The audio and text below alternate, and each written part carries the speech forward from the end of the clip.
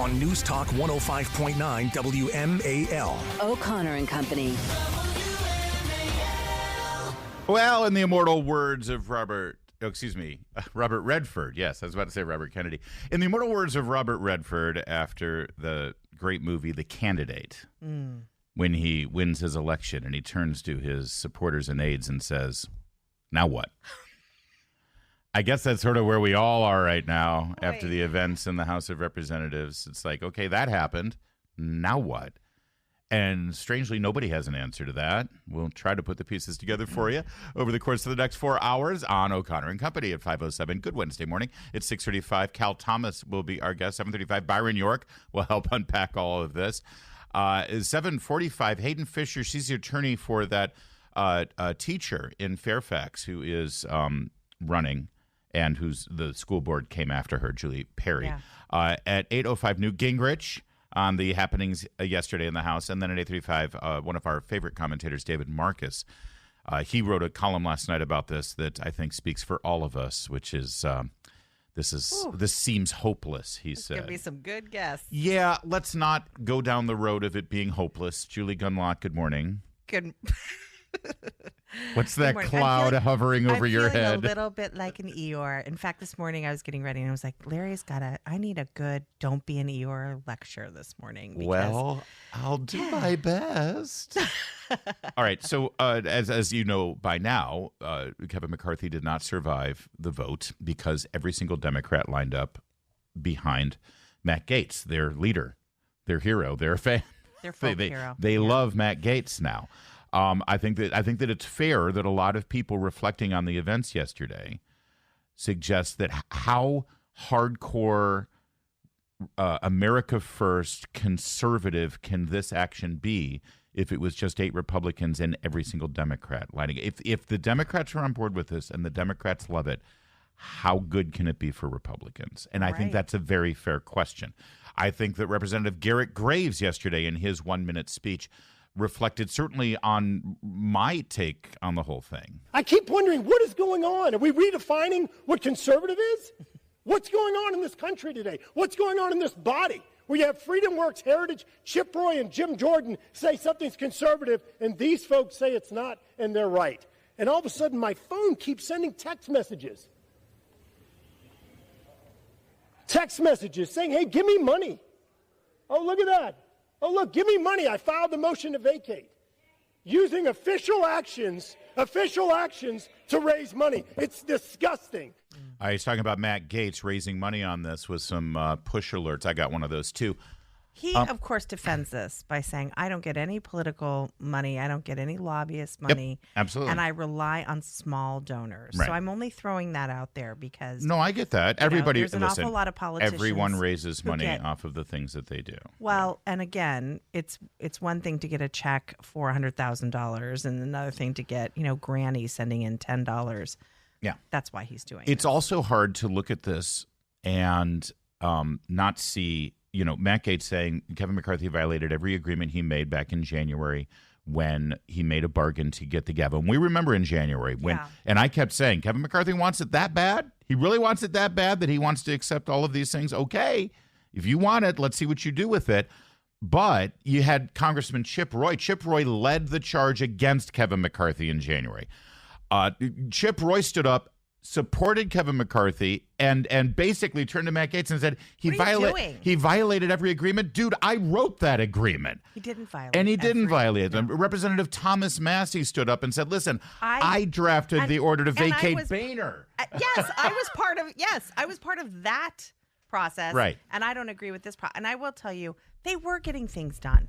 These investigations, for one. Well, I want to get to that in a minute. I want to get to that because that is probably the only thing that we're getting done and probably not on the timeline that people wanted. But let's get to that in a second. Everyone's saying, well, what do you think, Larry? What's your takeaway? What's your upshot? I go back to where I was in January when we had this excruciating process and Kevin McCarthy was willing to sort of kind of humiliate himself through that entire process to get the speaker's gavel.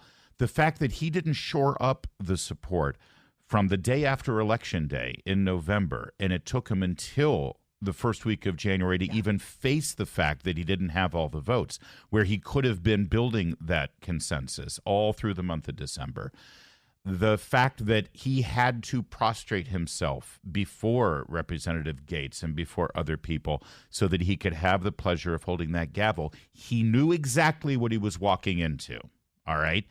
And it was on him to be able to make it work. You really want it this bad? Make it work. You know, when everyone said, well, there's no alternative. There's no alternative because McCarthy had lined up enough support, not enough to win it, but enough support to have that standoff, right?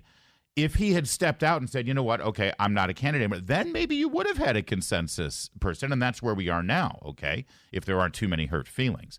But at that time, Kevin McCarthy knew exactly what he was walking into. And yesterday at his press conference, which went on for a long time, and he sort of bared his soul. Oh, it was, There was a whole lot of Kevin McCarthy saying, I got a lot to get off my chest.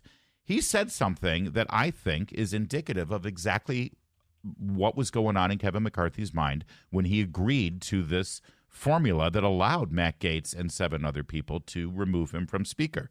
Listen to this revelation about what Nancy Pelosi told him. He's reflecting yesterday. This is what happened in January when he told Nancy Pelosi what he was facing. It was in this room after we had won the majority. I had become Speaker last, and Nancy Pelosi came to me. She was Speaker at the time on the way out. And I told her I was having issues with getting enough votes. And she said, what's the problem? I said, they want this one person can rule you out. She was the only Speaker to have changed that rule. I had the power to call the vote on her, but I never would. I lost some votes because of it. And she said, just give it to him. I'll always back you up. I made the same offer to Boehner and same thing to Paul, because I believe in the institution. I think today was a political decision by the Democrats. So let me just, if you missed that, let me translate this for you. He said, I'm having trouble getting the votes. They want this, one person can call the speakership. And Nancy Pelosi said, just give it to him. I'll always back you up. In other words, let him call the speakership. Let one person do it. I'll bring you enough Democrats to keep you in. And he was expecting that to happen. Yep. He was expecting Nancy Pelosi to be true to her word. He was expecting Nancy Pelosi to back him up. He was expecting Nancy Pelosi to deliver for him. And based on that, he got what he deserved. I mean, he got exactly what he deserved yesterday. Yeah, there is something, What a fool. What a total fool. I know. And Nancy Pelosi, trust me. I got you, Kevin. Trust me. It's funny. I saw a picture of McCarthy yesterday standing there with the young guns. Yeah. Remember this? Eric Cantor, where's he? Paul Cantor, Ryan, where's he? Paul Ryan. And these were Yep. I know. Guys that were supposed to lead us into the future. And you forget that McCarthy was part of that. I mean, this is establishment Republicanism to a T. Yeah. And you forget that sometimes he does play that game. Right. And he does veer into establishment politics. This is past. You can't trust Pelosi. What are you doing? And can everybody please get off of the MAGA talking points here? And I don't mean that in a derisive way, because I do want to make America great again. I'm on board with that idea. But to say that this is a MAGA move suggests that only those 8 Republicans who did this, joining Ilhan Omar, Alexandria Ocasio-Cortez, and Nancy Pelosi, are somehow MAGA. That only those 8 Republicans are the real MAGA Republicans in the House. You're telling me that Chip Roy? Chip Roy isn't MAGA. He is backing DeSantis for the nomination. That's true. But even beyond that, Marjorie Taylor Greene. Suddenly, Marjorie Taylor Greene is a rhino. A traitor. I'm sorry. She's a traitor. My scorecard is completely and oh, by the way, Nancy Mace is suddenly MAGA. Yes, I know. Because Nancy Mace is one of the 8. No, this goes well beyond just the simplification of, Team Bannon, Team MAGA, Team. No, there's a lot more going on here than that. And we'll unpack it a little bit more as best we can. I don't want to spend too much time looking backwards because honestly, we got to figure out what we're going to do now. And I want to talk about that. But you touched on it. We were getting some things done here. And I want to focus on that. A razor thin majority. They Well- were getting some stuff done, and that's what makes me so mad. Because honestly, I don't think people know. It comes to a screeching Yeah, nothing happens halt. now. Until they have a speaker, nothing happens. Impeachment? And that could Done. be another week. All right, a little bit more on this. First, 5:15 WMAL traffic and weather every 10 minutes. First, 5s. Here comes WMAL. Making sense of the news. Live. From the Home Paramount Pest Control Studios. Home Paramount, the leader in pest control since 1939. On the next Vince Colonnese show, we'll be joined by two of the Republicans who voted to oust Kevin McCarthy. Join us 3 to 6 here on WMAL. Mr. Speaker, as the only still serving co-author and co-sponsor of the motion to vacate Speaker Boehner, I can tell you this motion to vacate is a terrible idea. That's Representative Thomas Massey yesterday. Again, you know, an establishment turncoat trader rhino or something. So that's the thing. You have to have a scorecard to figure all that out. And I don't even want to try to. No. Okay? No. There was obviously something personal going on here. There was obviously a whole lot to play. Let's get to the bottom line here, though. The bottom line is that nothing happens now until they find their consensus speaker. Maybe Scalise's the consensus guy.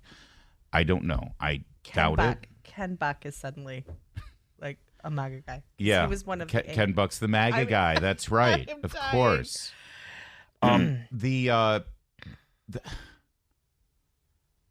It's frustrating because I just said Kevin McCarthy got what he deserved, and that probably made it sound like I'm celebrating this. I'm not.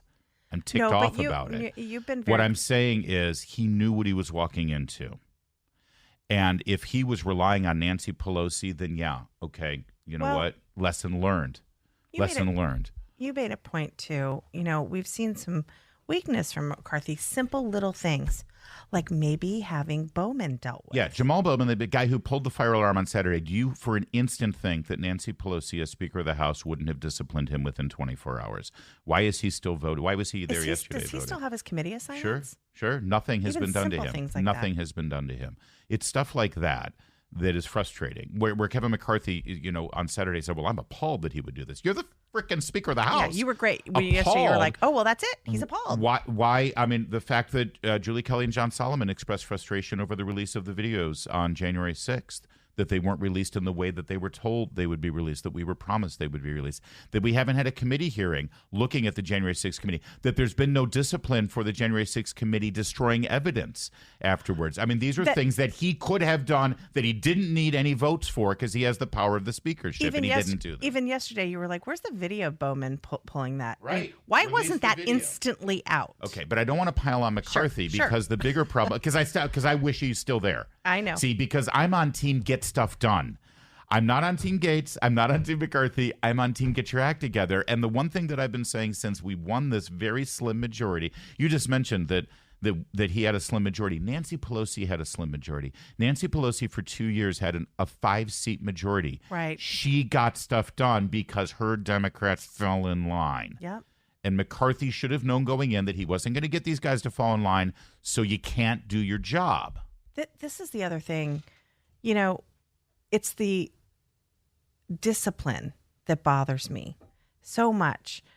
It is amazing how the Democrats have an absolute moron as a president. I mean, a man who's literally needs to be in a nursing home and in end of care. Right. And they're acting like he's, like George Washington. I mean, yesterday the Democrat Party tweeted a picture of him putting his sunglasses on there. I mean, that was super cringe. But they are so disciplined about Biden. No one steps out of line. No one questions him, right? And then on the Bowman thing, you got a guy pulling a fire alarm and they're all like, oh, no, hey. They're lining up around him. Well, confusing. it seems reasonable to me. They're literally embarrassing themselves to defend this guy, but they are so disciplined. Right, because they think, okay, listen, we have our fights, but then when we come out behind closed doors and we decide who we're going to back, we just go with that until the next and chance. They have goals, long-term goals.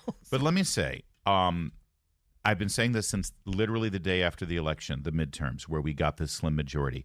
Listen, you could have a 40-seat majority. As long as Schumer's there and Biden's there, you're not going to get much done in terms of your agenda. That's just the fact. And everyone says, well, you control the power of the purse.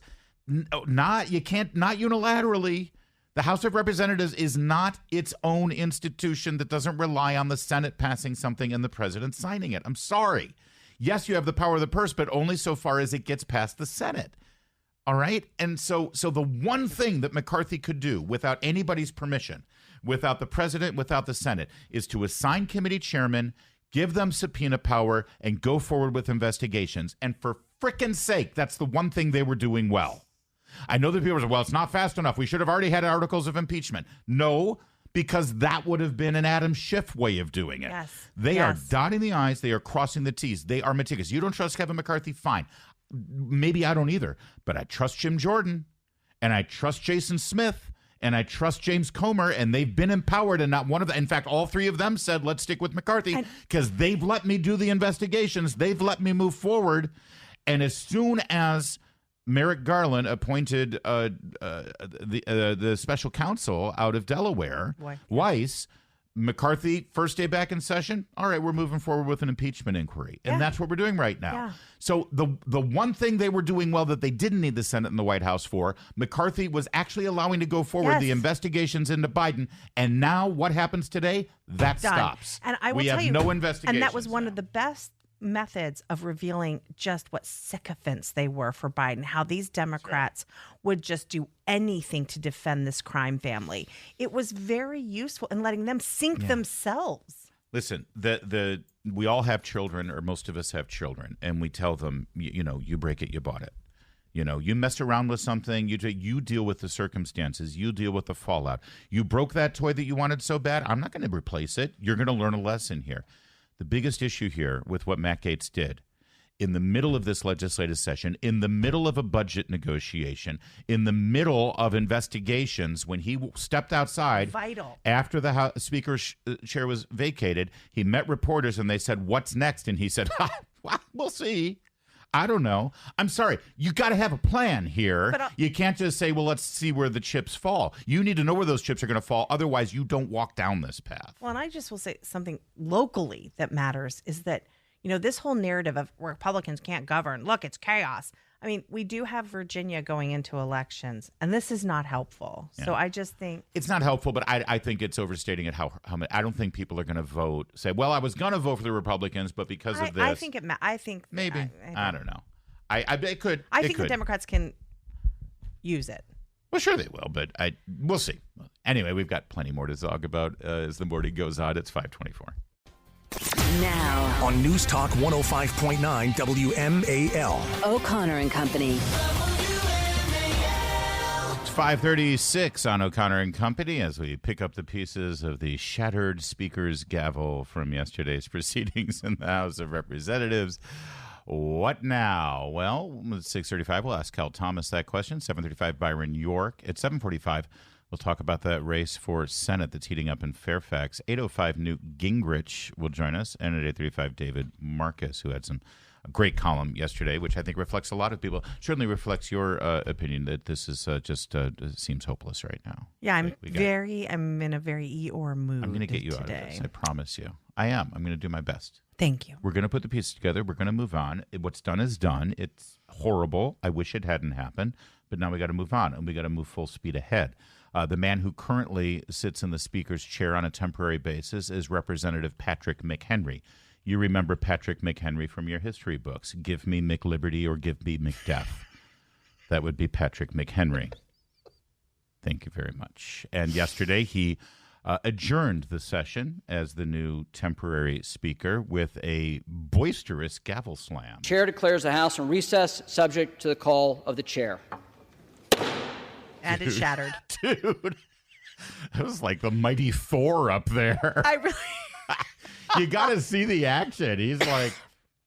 Yeah, it's not good on sound, but the action was... You see his arm. I mean, he is like putting all his might into it. And of course, people respond to that saying, where was that anger and emotion for the last 9 months? I bet he has very well-behaved children because getting a spanking from that guy... Patrick McHenry is the guy who wears the bow tie. You see him all the time. He was a close ally of Speaker McCarthy. Yes, and he was And angry. he wasn't happy with the way things came down. A lot of people weren't happy. Good. Yeah. Good. Let's do something. Patrick McHenry is now the temporary speaker, and his first order of business after that gavel slam was gluing back the gavel was to notify Nancy Pelosi that she's got to vacate her hideaway office. So Speaker Pelosi has no position. She's Speaker Pelosi is one of 435. Yep. And in the minority. She's basically a backbencher at this point. Mm-hmm. And yet she has the honor of being one of, 10 members of Congress that have what they call a hideaway office that's actually in the Capitol building. Everybody knows that the House offices are in Rayburn, or they're in Longwell, or they're in Cannon, I think. Rayburn's Senate, right? House is Cannon. Yeah. Cannon, that's where the alarms get pulled all the time when you can't get out a door, you know. She has had the honor of having this hideaway office on Capitol hideaways Hill. are like, you look at the Capitol and there's, the two sides and then there's the dome. I mean, it can be right in the center. There are these little offices. They're hidden and they're not known. I worked for Senator DeWine. He had a hideaway office. It's a nice thing to have. I was one of the few people who knew where. Even his staff, most of his staff didn't know where it was. It's an honorary thing. So it's when a you pleasure vote, to have. you can just hang out right there in the Instead Capitol of having to Dome go back area. and forth under the tunnel and pull the Right. fire alarm when you can't get out the door. She's been told to vacate that office, where a lot of Republicans were like, why didn't Kevin McCarthy do that on day one? Why was she allowed that on? How evil and horrible she has been to Republicans. Why is there no payback? Why is there no, and I know people that, but you know what? The decorum. There's been no decorum. There's been no decorum from the Democrats to Republicans. Yeah. And why are we bending over backwards? And people look at us like, what are you talking about? So that was cool that he said, get out of the office. We need it. We got work to do here, lady. Yeah. She responded. She said, with all of the important decisions that the new Republican leadership must address, which we are all eagerly awaiting, one of the first actions taken by the new Speaker pro temp was for me to immediately vacate my office in the Capitol. My office. There you go. This eviction is a sharp departure from tradition.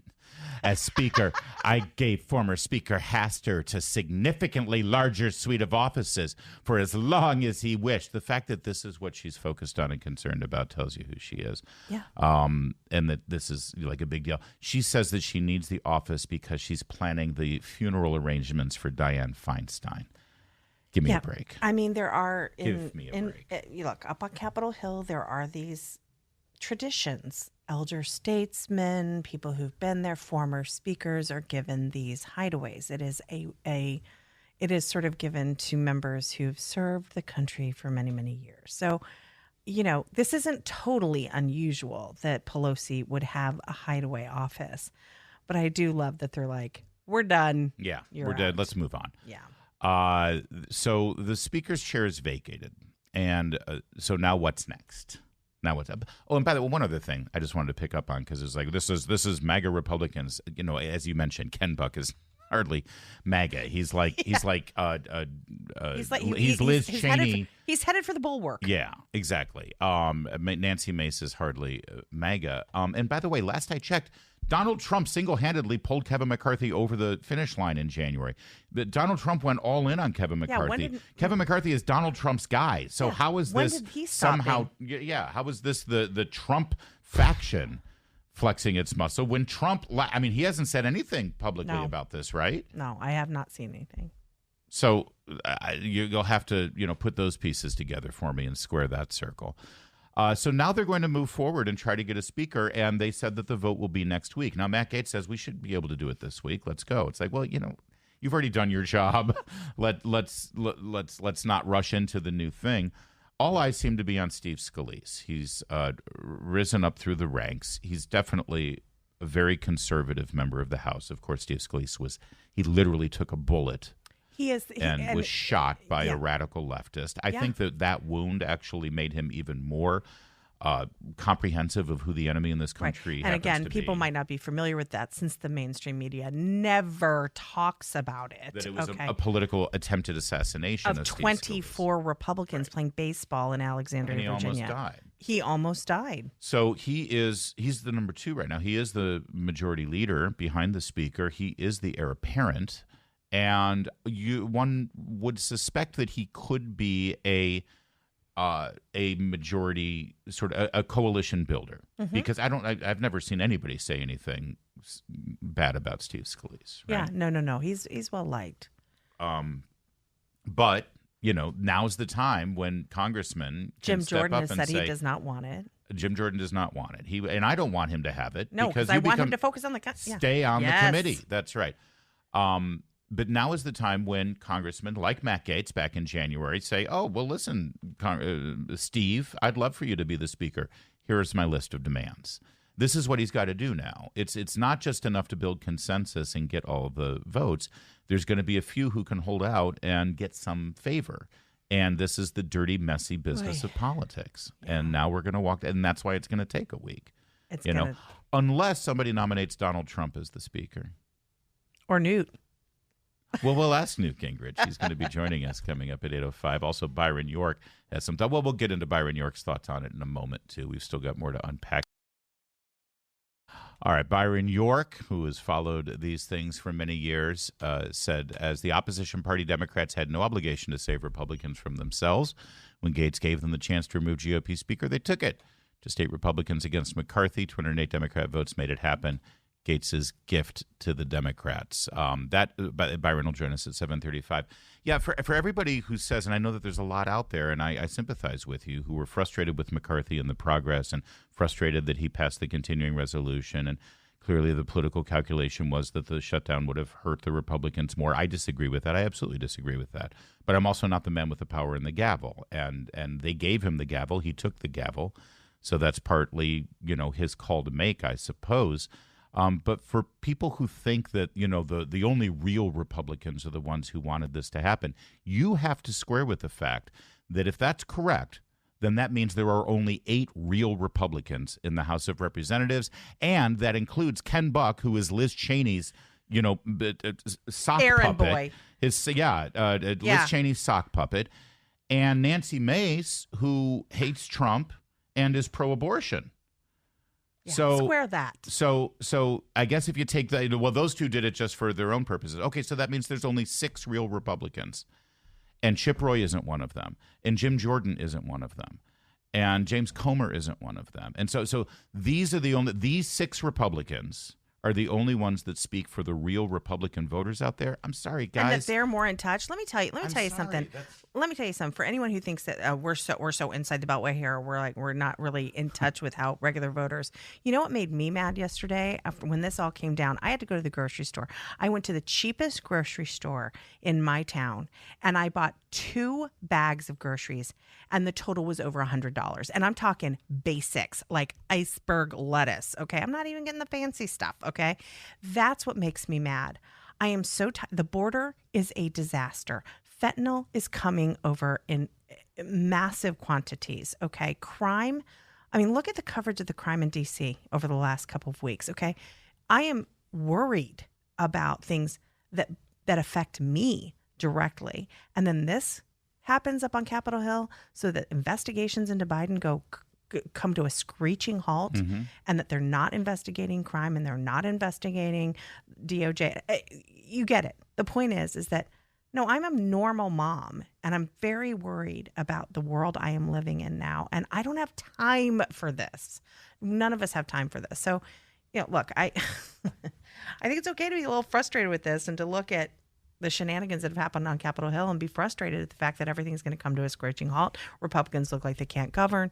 That doesn't make me, some establishment person. No, it doesn't take inside the Beltway out of touch with the grassroots Republicans' knowledge to recognize that there's a lot of horse trading going on right now on Capitol Hill. And whoever becomes the speaker is going to have to check off a whole list of little boxes. This is not the people rising up and choosing their leader, because guess what? If it were, Representative Gates would have been able to say, here's our man, this is who we want. And they don't. Everyone who said McCarthy's got to go and who was rallying around McCarthy going, then you say, okay, well, then who's next? And they say, well, how about Jim Jordan? Jim Jordan doesn't want it. All right, well, how about Byron Donalds? Well, he had his chance back in January, he didn't have it. Now, maybe he will this time. I don't know. But Byron Donalds also voted to keep Kevin McCarthy. Yeah. Every single person that you think could be the Speaker of the House or should be the Speaker of the House right now, if they're not Andy Biggs, Ken Buck, Tim Burchett, Bob Good, Matt Gaetz, Eli Crane, Nancy Mace, and Matt Rosendale, every single person you're thinking of as the Speaker right now wanted McCarthy to stay and just voted to keep him. So you got to make it make sense to me, unless you want Steve Bannon to be Speaker, which maybe is what you want.